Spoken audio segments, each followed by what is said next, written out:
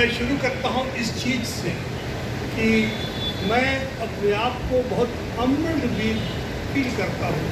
मुझे लगता है कि इतने सारे लोगों ने जो कहा है, क्या मैं उसका योग्य हूँ? और मुझे ये भी अच्छा नहीं लगता कि मुझे, क्योंकि मेरे ऊपर आक्रमण हुआ इसीलिए मेरी अहमियत बढ़ गई है, ये दृश्य भी अच्छा नहीं लगता। इसीलिए मैं इस बारे में और ज़्यादा कुछ नहीं कहूँगा।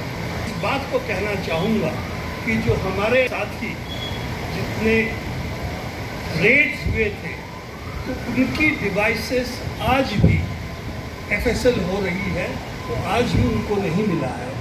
उसमें बहुतों की अपनी रिसर्च थी, अपनी किताब कुछ लिखी हुई थी, उसकी ड्राफ्ट थी, वो उनको अभी तक नहीं मिला है। और जब तक मिलेगा लगता नहीं उस डिवाइसेस को फिर से ज़िंदा करना संभव हो। हमारी 2009 से न्यूज़ क्लिक की आर्काइव्स है, जो कि हमने जितने मूवमेंट्स को कवर किया था उसकी आर्काइव्स है, जो कि मैं समझता हूँ एक अनोखी संग्रह है देश के लिए, ख़ास तौर से उस संघर्ष को कवर करते हैं। वो आर्काइव्स भी उन्होंने डिसमेंटल करके, काफ़ी बड़ा था इक्विपमेंट जो है, उसको डिसमेंटल करके ले गए हैं।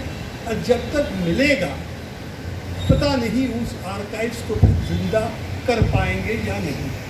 तो मैं समझता हूँ इन सब चीज़ों के बावजूद कि इतने लोगों ने न्यूज़ क्लिक के समर्थन में, न्यूज़ क्लिक के रिपोर्टर्स के समर्थन में खड़े हुए हैं, ये हमारे लिए बहुत बड़ी सम्मान की बात है।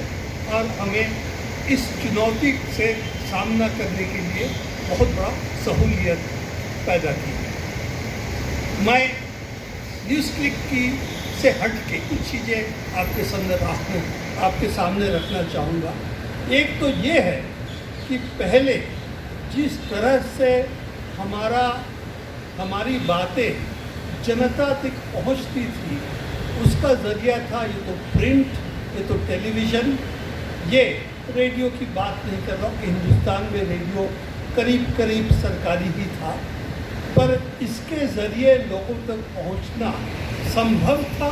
और उस पहुंच में अलग अलग भाषाएं थी, अलग अलग विचार थे, एक विविधता था, हेट्रोजिनिटी थी, जिसके ज़रिए बहुत सारे चीज़ें लोगों को जानने को मिलती थी और अपना विचार को बदलने की संभावना थी। पर पिछले सालों में, ख़ास तौर से पिछले 10 साल 12 साल में जो देख रहे हैं, इसमें धीरे धीरे वो विविधता करीब करीब ख़त्म हो गई। और ख़ास तौर से जो टेलीविज़न नेटवर्क्स थी, जो न्यूज़ पहुंचाने में बहुत बड़ा काम करता था, क्योंकि मत भूलिएगा एक ज़माने में सिर्फ अखबार होती थी जो लोगों को पहुंचता था, उससे लोगों को समाचार क्या है वो समझ में आता, खबर क्या है, क्योंकि खबर जो अखबार देता वही तो खबर है ना, और कोई जरिया तो था नहीं।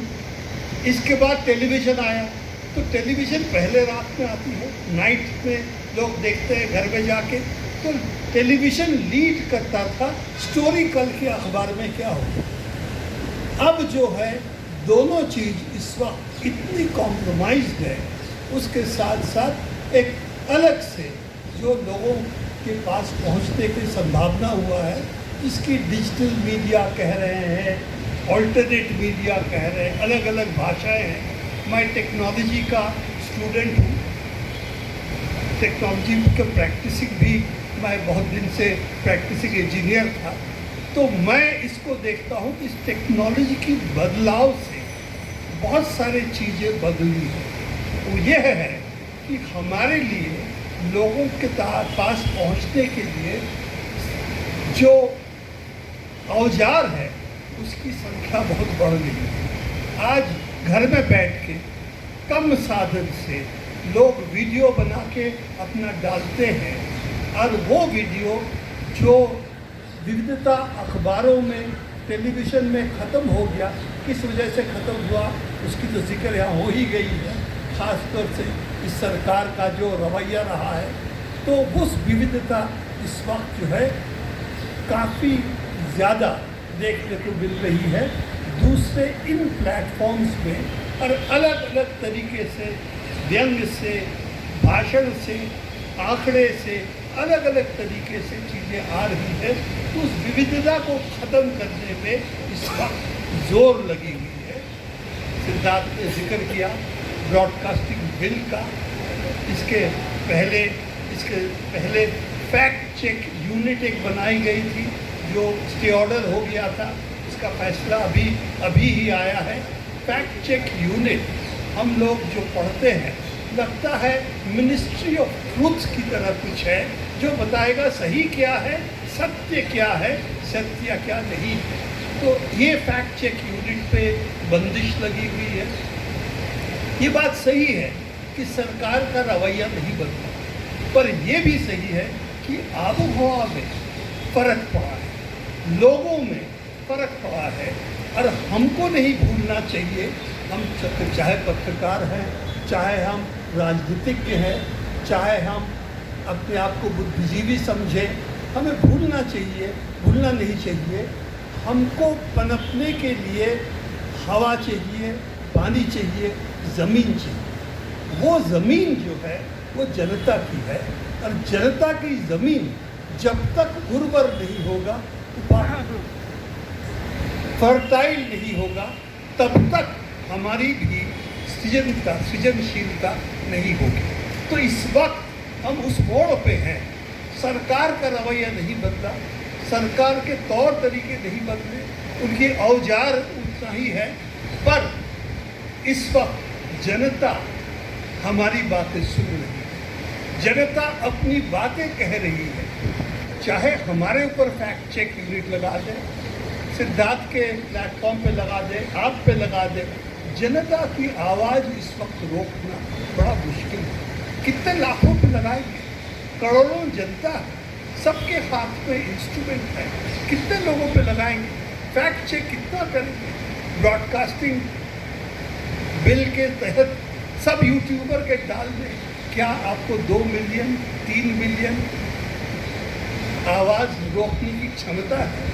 तो ये एक लॉजिकल सा चैलेंज नहीं है, ये एक चैलेंज ऐसा है कि जनता जब खड़ी होती है तब उसके सामने कोई भी सरकार टिक नहीं पाती। और मैं समझता हूँ जो भी इस वक्त इसको रोकने की कोशिश करेंगे, तो एक आपको याद होगा हमारे बचपन में किस्सा होता था, एक राजा ने कहा समुद्र को रुक जाओ, तो जैसा समुद्र का जो वेव्स थे वो जैसे नहीं रुके, इस वक्त भी जो आवाज़ उठ रही है जनता से, जो ज़रिया है लोगों के पास अपना फ़ोन, जिससे वो अपना प्रचार भी कर सकते हैं, उससे कोई भी राजा गद्दी पे बैठा है वो अगर कहता है इसको हम रोक लेंगे, वो एक मूर्खता होगी, एक क्या कहेंगे, एक ड्रीम वर्ल्ड में है,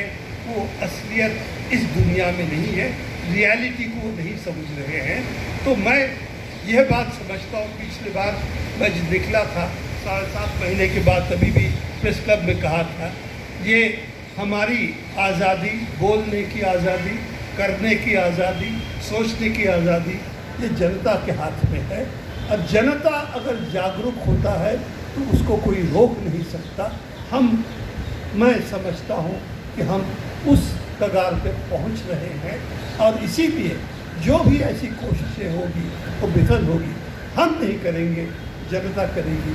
मैं इस विश्वास से यहाँ पर आपके सामने हूँ, और मैं समझता हूँ हम उसके साथ अगर चलेंगे, उस चीज़ को समझेंगे, उसके साथ अगर चलेंगे, तो इस तरह की बंदिश हमारी जुबान पे नहीं हो सकती। धन्यवाद।